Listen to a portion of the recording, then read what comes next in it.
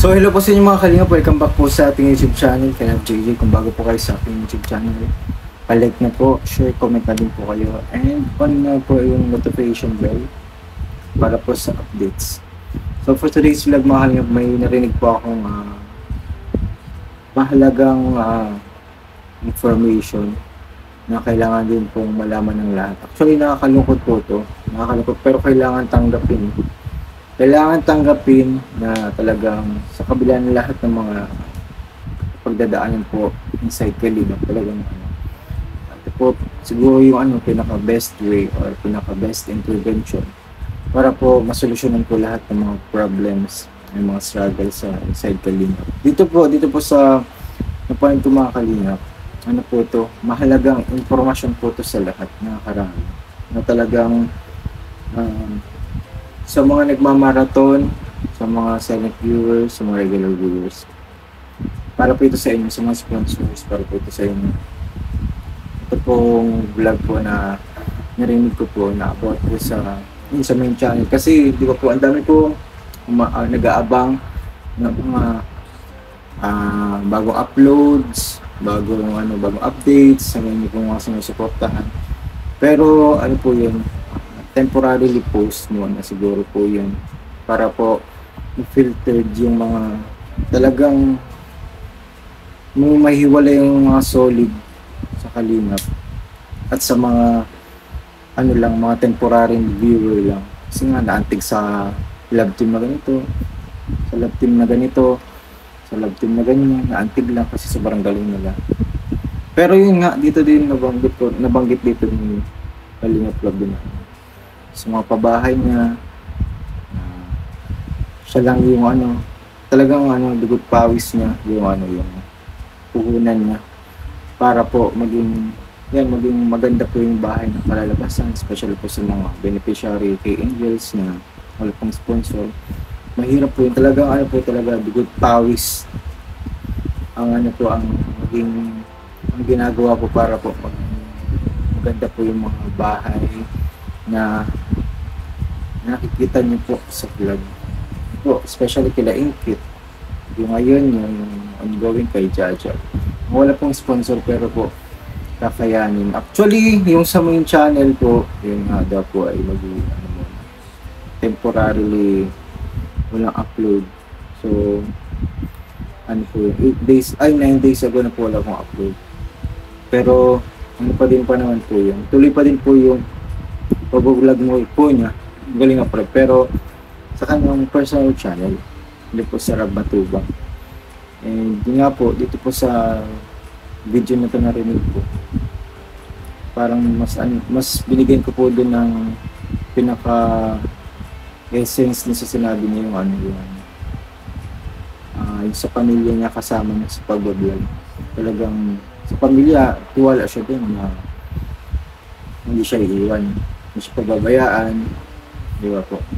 Yung sa pagcha-charity niya, kasama yung pamilya niya, which is maganda din naman, maganda po yun, kasi nga po talagang mas magkakaroon ng oras sa pamilya, magkakaroon ng time, magkakaroon ng bonding yan sa isa't isa po na may halong pagtulong. Actually, wag po kayong malungkot mga Kalingap sa sa mga pangyayari.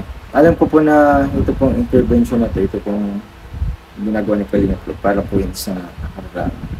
Para din po yun sa kanya. Para po ma-refresh, ma-cleanse yung Kalingap kasi very toxic na rin ang sa Kalingap. Actually, hindi naman po lahat. Yung iba po nakapatoxic sa sa Kalingap community.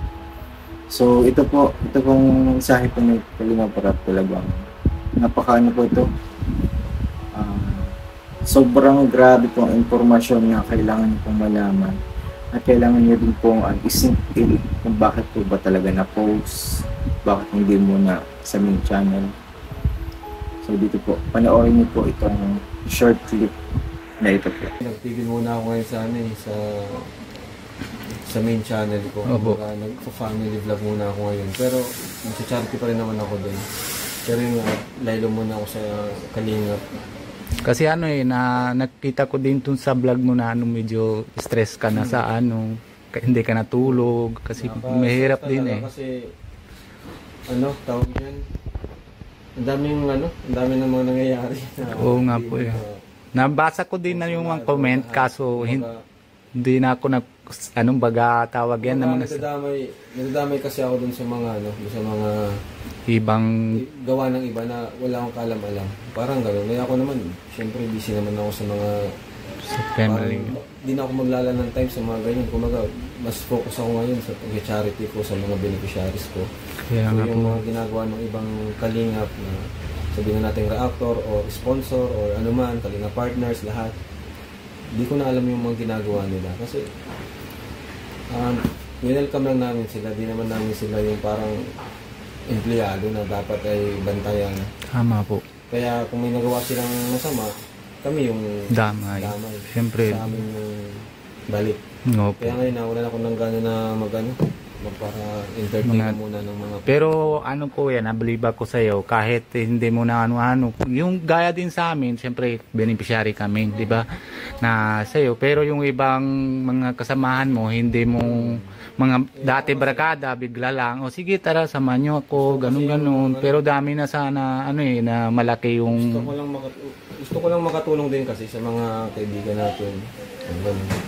Pero yun nga, di pala lahat ng matutulungan mo o lahat ng welcome mo is makakabuti sa'yo. Tama. Di lahat. Tama. Marami naman na talagang andyan talaga yung respeto at talagang mabuti yung parang mabuti yung intention. Pero una, talaga tamahan din ako kuya. Yung pag sabi mo guys, delete mo ng GC na ito, di ba yung sa keyboys na lahat? Delete ko na yung GC kasi yung iba naman din, hindi na naman nagpapakita. Diba? So, Tama. Walang nang yun. Kumbaga, muna talaga ako. Pahinga muna. Kumbaga, buti itong family ko, at least to, talagang pagkakatiwala. Pamilya ko to eh. Oo nga po. Walang stress dito. Lahat ng gawin ko, walang nangyayari masama. Kaya yun. Pero okay naman din na yung nasa... Tama din. Okay lang yun kuya. Basta mahalaga. Siyempre, kung hindi ikaw ma-okay, paano naman yung tinatulungan mo, di ba? Mahirap din. Tuloy pa rin naman pagtulong ko din sa personal account ko. Tama. Pero kasama ko, pamilya ko. So yun po mga kalingap, natunghayan po natin ang pahayag po ni Kalingap Rob regarding sa mga issue na yan. Kaya po thank you po sa vlog po ni Kuya John Bicolano. Nabigyan po natin ng emphasis yung sinasabi na po din. Actually, yun nga po, na po yun? Pinaka na po yun na sinabi ni Kalingap Rob. Parang yun pa lang, ang dami na po natin nalaman, ang dami na po natin nakita na rin sa loobin regarding po sa kanya. Sino nga po, kailangan po natin intindihan, unawain po kanyang desisyon. Siyempre para din po sa kanyang comfort, para nga po ma-cleanse ang kanyang isipan dahil nga po hirap na po matulog, ma-cleanse din yung sa Kalingap. Kaya po mas okay po yun muna na magkaroon po na siya ng time sa family, yung personal channel na. Ayun muna, may kasamang mga vlogs sa pag-charity. So yun po, abangan nyo na lang po, yun na lang po ang suportahan po natin sa ngayon po mga Kalingap. Arab Matubang, po yung personal channel. Ayun yung Kalingaptahan mga Kalingap. Huwag mo pong kakalimutan. So sa mga nakaabot po dito sa duration ng aking vlog, maraming salamat po. So hindi po isip ng ads, maraming salamat mga Kalingap. And sana po maging okay na lahat. We hope and we pray maging okay po na lahat. So yun po mga Kalingap. Thank you po and God bless for everybody. Bye-bye po muna.